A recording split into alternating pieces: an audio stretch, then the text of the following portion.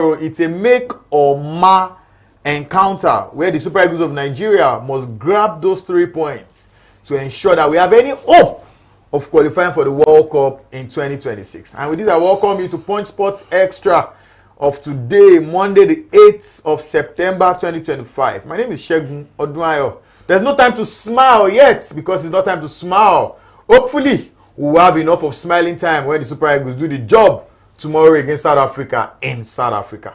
Enito Damola, good afternoon to you. Welcome. A wonderful afternoon to you, Shegun, and a wonderful afternoon to our viewers. It's really, really good to be here again, and we are here to kick off the show. It's hot and tough, you know, blood, sweat everywhere. Nigeria Super Eagles on the headlines with what's his name now, Victor Osimhen missing. Everybody's feeling, oh, okay, what next? What next? But then against Rwanda, we had a certain Arokodare who turned up, and then back we are for, you know, in contention for the World Cup ticket. However, it is not done yet, like Shegun said, and we hope that will be all smiles by tomorrow after the game. But it's not going to be an easy game. It's going to be blood and sweat and everything that you expect. Expect that game to be pretty tough. It's definitely not going to be a stroll in the park. It's going to be serious. It's going to be tough. It's going to be rough, sweat, and probably blood, like Anita made mention of. But like we always do, we'll be starting with the Punch Sports Extra print version. Of course, nothing European in the big part of that frame because it's the week where we talk about African football and what concerns us at home. The game against Rwanda, there was no captain of the Super Eagles in the first 11. I'm talking about William Troost-Ekong. He was on the bench, and there was a certain Frederick Benjamin, who Ekong has said is the heir to that particular shirt for the Super Eagles in the future. I remember, like I said earlier, there was no Ekong in the starting lineup. That was surprising. There was Frederick Benjamin, and if you ask me, I think he did great. Anytime. That was a 20-year-old. 2 years ago, he was playing in the NNL. 2 years ago in the NNL.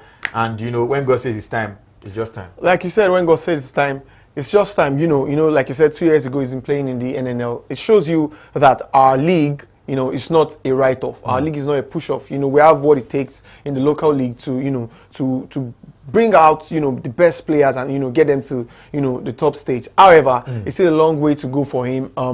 But I'm confident that, you know, if he keeps doing the work, if he keeps, you know, putting in the shifts and, you know, he does everything right, and let's say Lady Luck is on his side, no injuries, you know, and then he has the best of transfers, you understand, to where he will develop, because it's pretty important, because the decision is pretty important. Where you end up really will make, you know, it will go a long way in deciding how your, you know, career goes, you know, and let's just hope that, you know, it goes well for him, because it's a good one for him, because he plays against Rwanda in a World Cup qualifier, and the team considered no goal, so it's a good one for him. It's a good way to start for him. So let's just see how it turns out at the end of the day. Some other persons have said we didn't play a team that was pressing us. We are playing against a team that were mostly attacking, so we weren't going to get the best of his abilities. Perhaps if we play a team that is putting pressure on us, we can also grade his script better. But from what we saw against Rwanda, in a game of that quality, in a game of that kind of high pressure, I think he did a good job. Moving away now from that part of the front page to another part.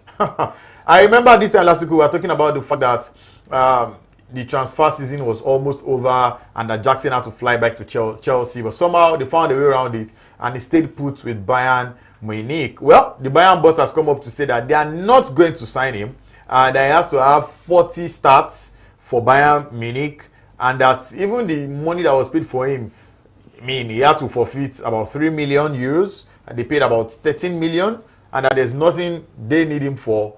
Is that not bad news? This guy just signed for your club, even if he's a loan player. He wanted to leave his club, he wanted to come to you, and you are pouring cold water on his body, just like that now. See, bro. So this just leaves, you know, it leaves the door open to a lot of questions. And starting with, it will be to Oli Unis. Why did you go ahead to sign him?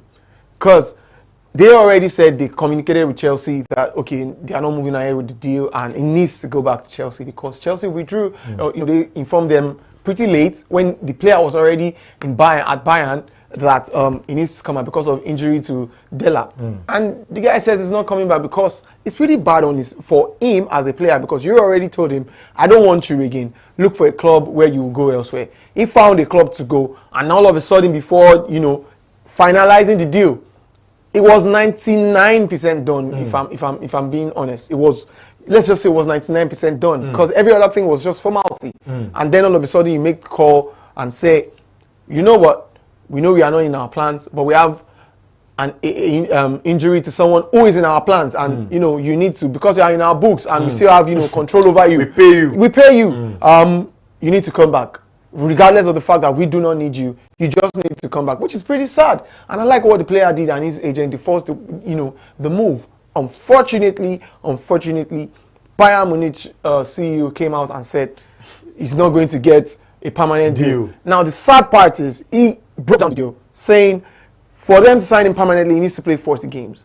And for him to play playing 40 games means that it's a done deal. They're going to sign him permanently. And he said, we're not going to sign you permanently. You're not going to get 40 games. How do you expect him to give you his all? Best. How do you expect him to give you his all? Mind you, this is a player that can decide your game. He can. There's much criticism, concerning Jackson. But if you go and check the stats, I'm not saying this as, for banter's sake. For banter's sake, we just say, oh, well, let Chelsea keep him so that we'll see more of him, more misses and all. But unfortunately, we need to just be frank and we need to say the truth. This guy got Chelsea to the final of the is it the Conference League, if I'm not mistaken, because they won the Conference League. You understand? You can't erase his input. You understand what I'm saying? And he got Chelsea to the Champions League, because if you check the stats, he's probably apart from maybe Palmer, in between him and Palmer, is like the highest goal scorer for Chelsea. But then it's just sad that Bayern Munich have put him in a very difficult situation where he might not be able to perform well. However, I think he needs to, go beyond what the club has said now and show himself that they need him. They need to sign him. Even if you won't stay with Bayern. Even if you won't stay with Bayern. Show yourself so that somebody else can get you. Maybe Inter Milan or something. Exactly, because you don't know what might happen to... Aryna is my favorite. He's one of my favorite strikers, but you don't know what might happen. Injury can set in. You understand? And then you now bank on this guy that you have already said we're not signing him permanently. How do you expect him? You understand? I think there are some things to leave out from the press, and pardon me, but Juliones should have left that. He's one CEO that doesn't really care. He's one CEO in football. Yeah, we understand. The guy comes Tell out that to the player. and Don't just come out to say that. He probably does extra tire giving him extra tire treatment. Talking about another man who was deemed extra to requirements. Well, he found himself on a jet and has successfully landed in Turkey. I'm very sure Anyton is so happy about this. I'm talking about the man Onana, probably the most popular goalkeeper on social media. Probably not for his goalkeeping abilities, but for banter and all sorts. Well, Manchester United fans are glad. I mean, from the ones we've seen on social media, even offline, like Anyton, my good brother here.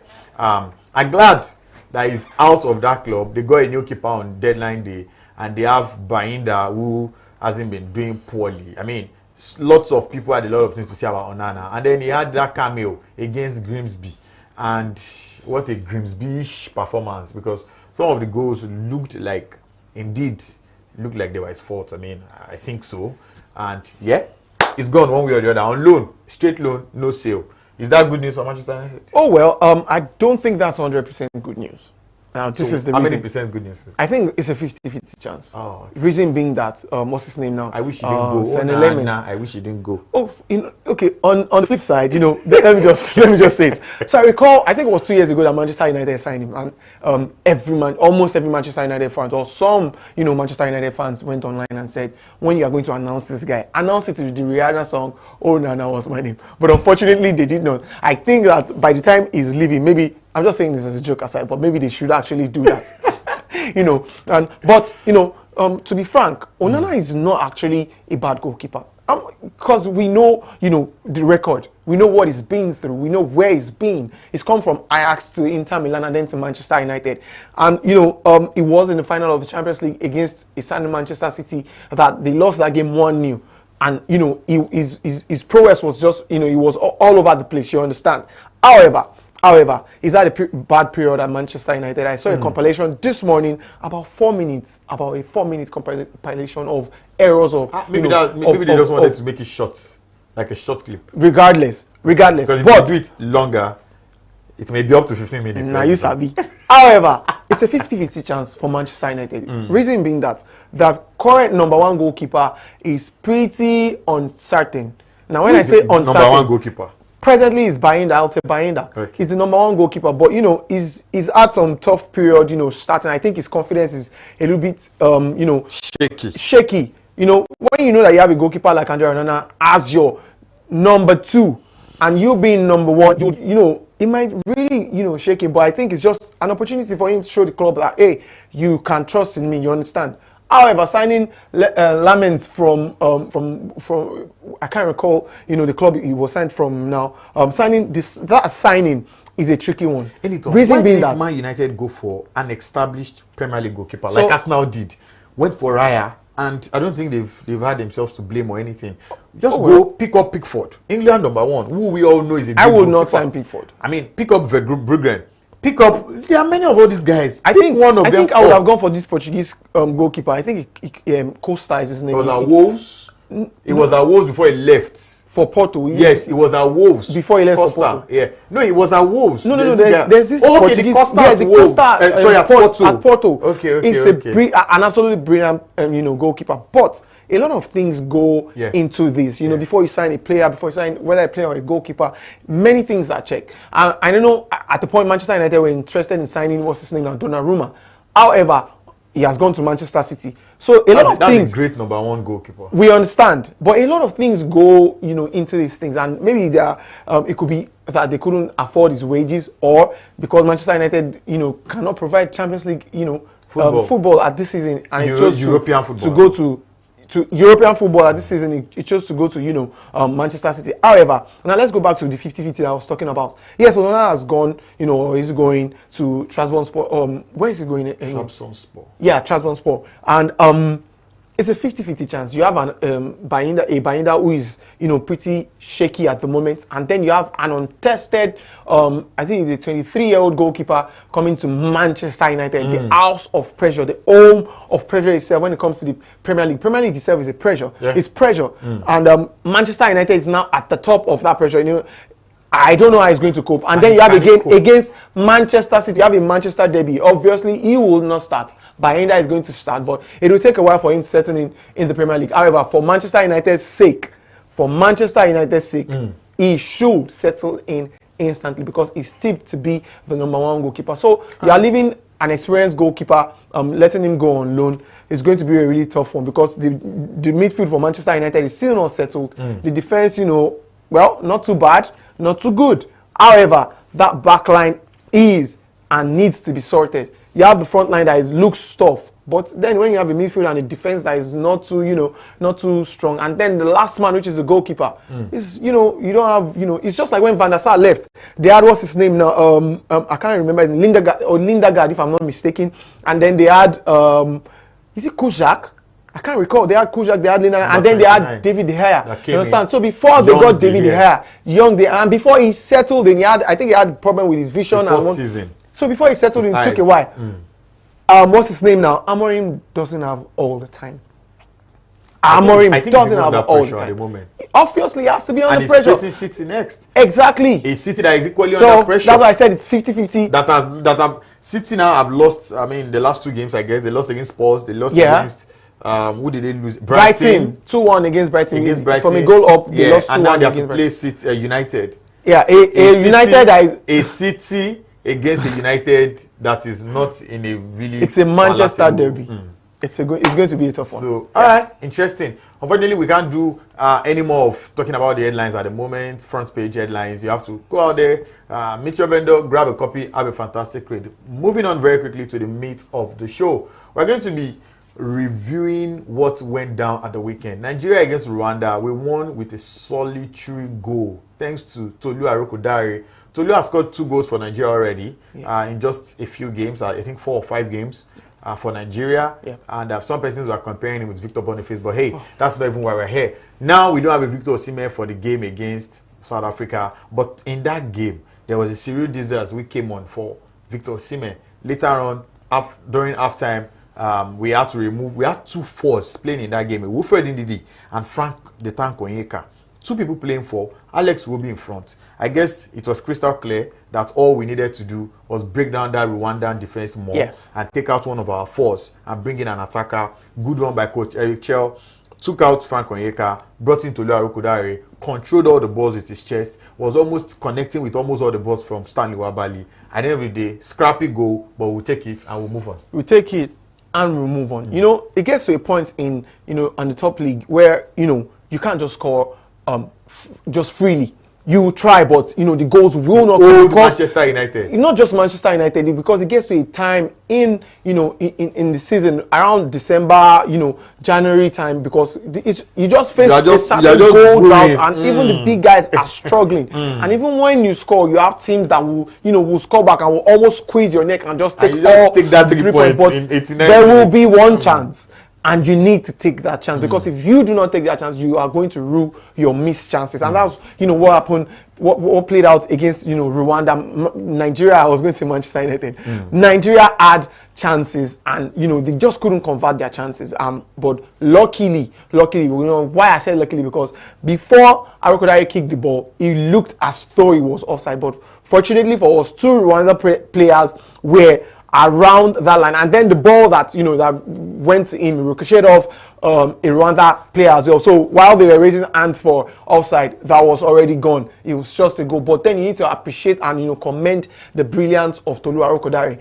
A striker needs to be on his feet. Yeah. A striker needs vision. He needs, you know, everything, whether it's going to be a header or his foot. He needs everything. But unfortunately, he was on the floor. Yes. However, whether you're on the floor or not, you need to score that goal, and it was brilliant. It was pretty brilliant, because I think he hit the crossbar before going into the net. Amazing goal. Don't care. We really don't care. The coach do not care. Nigerians do not care. All we want is that, you know, that goal needs to go in, and then he brought back Nigeria. That was a lifeline, you know, for Nigeria, and he brought us back on track. However, we are not out of the woods yet, because we do not need to care about what South Africa does in other matches. We need to care about what Nigeria does in the remaining, you know, matches. I think we have about 3 matches left from South Africa, and then 2 more, Benin Republic and maybe Zimbabwe. Everything counts. 3 points or nothing. If we lose tomorrow or draw tomorrow, let's just forget it. That's out. Yeah, I was making it. If we win tomorrow and lose the next games or draw the next games, we're out. But if we win tomorrow, win the next game, and win the other game, and hope that, you know, FIFA probably, you know, does us a nice. Yeah, because they need to revisit that, because I think the Nigerian Football Federation should also take note, because something played out in the Premier League where Crystal Palace won Manchester City in the FA Cup, and they were supposed to go directly to the Europa League, but unfortunately, because of their ownership, dual ownership and what have you, Nottingham Forest, who were in the Conference League, filed a suit, and they took it up to the courts, and they won the case. So Nottingham Forest, who did not finish in the European spot, are in the Europa League. In the Europa League spot. In the Europa League, yes, and they are in the Europa League. But before we get there, let the NFF know that they can actually do that. They can actually, because South Africa filed, they fielded an ineligible player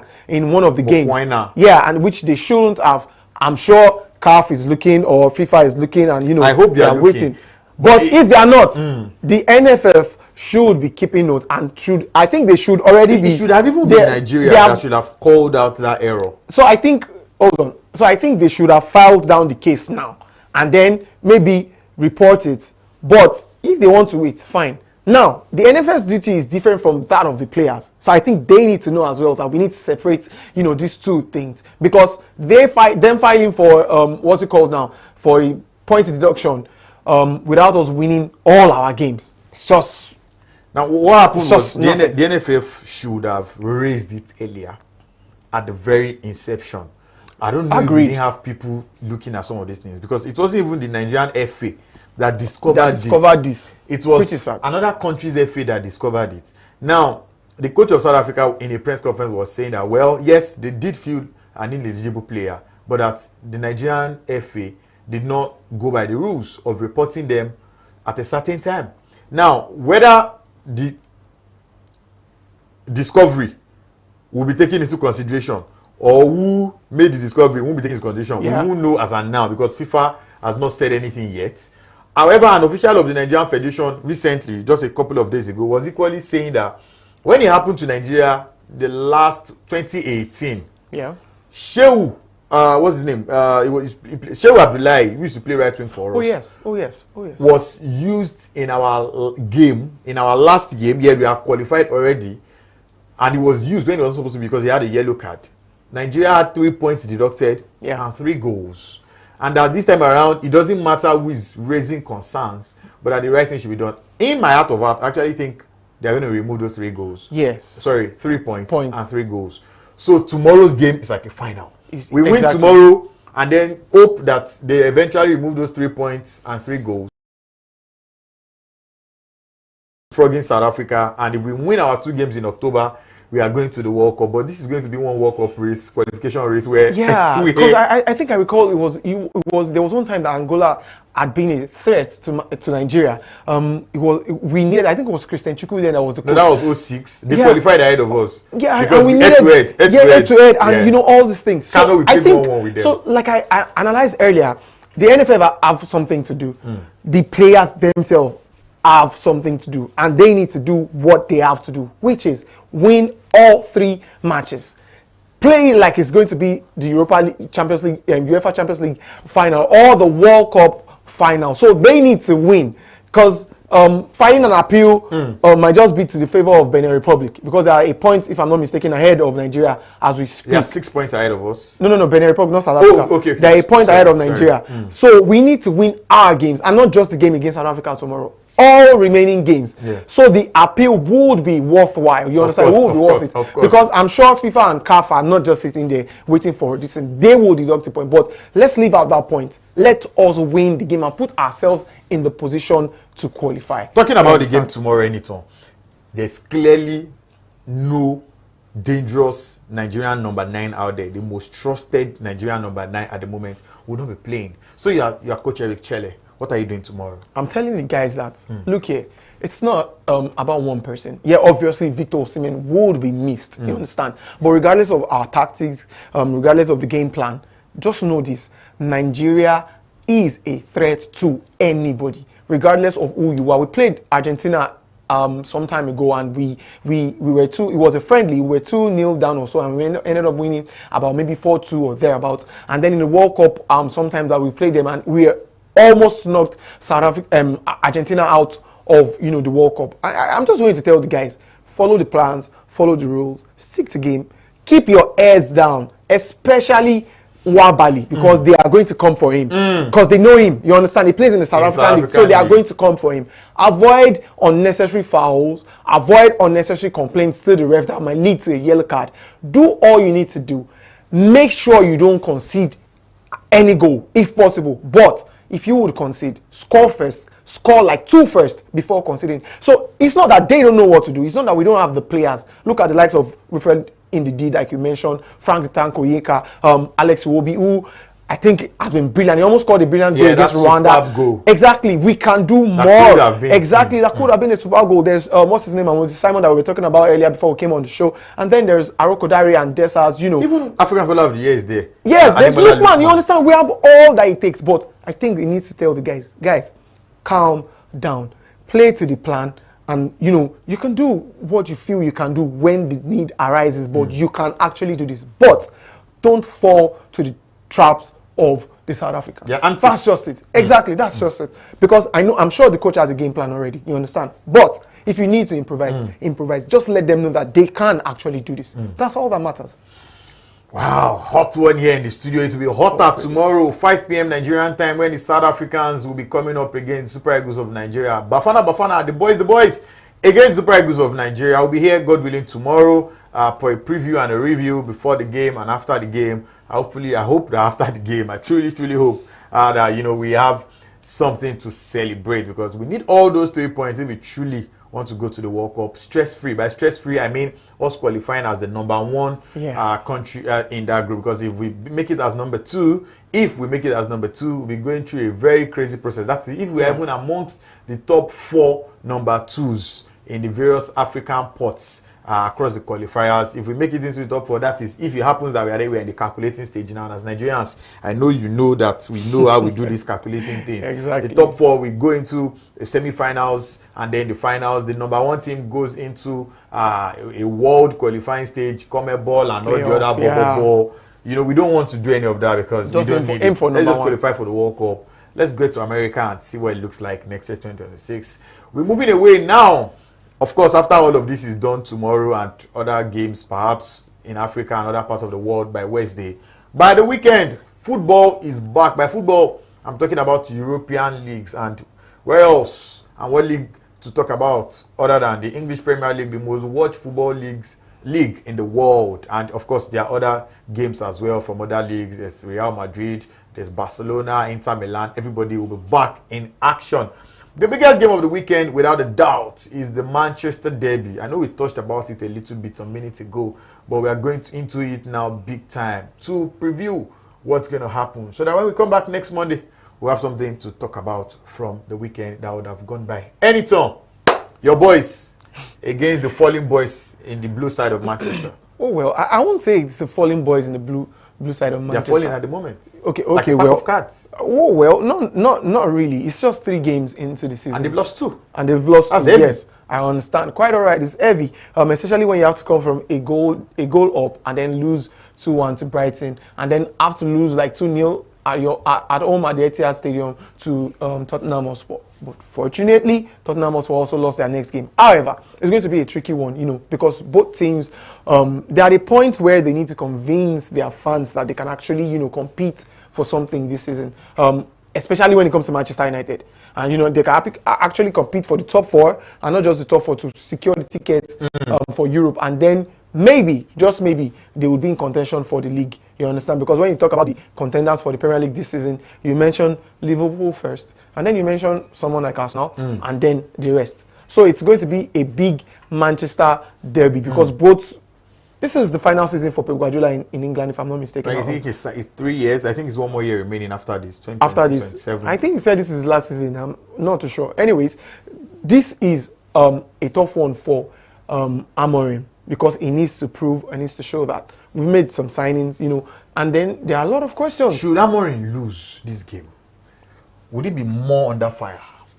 Will he probably be the next manager to be sacked, or the first manager to be sacked this season? Yeah. It looks okay. So it looks like Manchester United, the ownership, the board, Sir Jim Ratcliffe and the likes, they are fully behind, you know, Ruben Amorim. However, but they must win games, and because it's a result, you know, league, and results are important. So I think they are behind him, but they can actually take that shock away, because losing to the game would really just, you know, would put him in a more difficult situation. I think he will not be under more pressure, because the pressure is there for him. All right, the pressure is there for him, says Anytime. I think whoever loses that game will be under deep pressure. That will be City's 3rd loss of the season so far. And for Manchester United, if they do lose, big pressure. So maybe we should just say they go with 1 point each, so that everybody will go happy. We won't leave this place without telling you what happened at the US Open, the last Grand Slam of the year, where Carlos Alcaraz defeated Yannick Sinner, former world number 2, because he was going to be world number 1, as they defeated him at the finals, defeating Yannick Sinner. And Sinner has said, I'm going to change my game and come back better. Remember, in the last Grand Slams of 2024 and 2025, it's been between those 2 guys. You take Australian Open, this one will take Wimbledon, this one will take US Open, this one will take Roland Garros.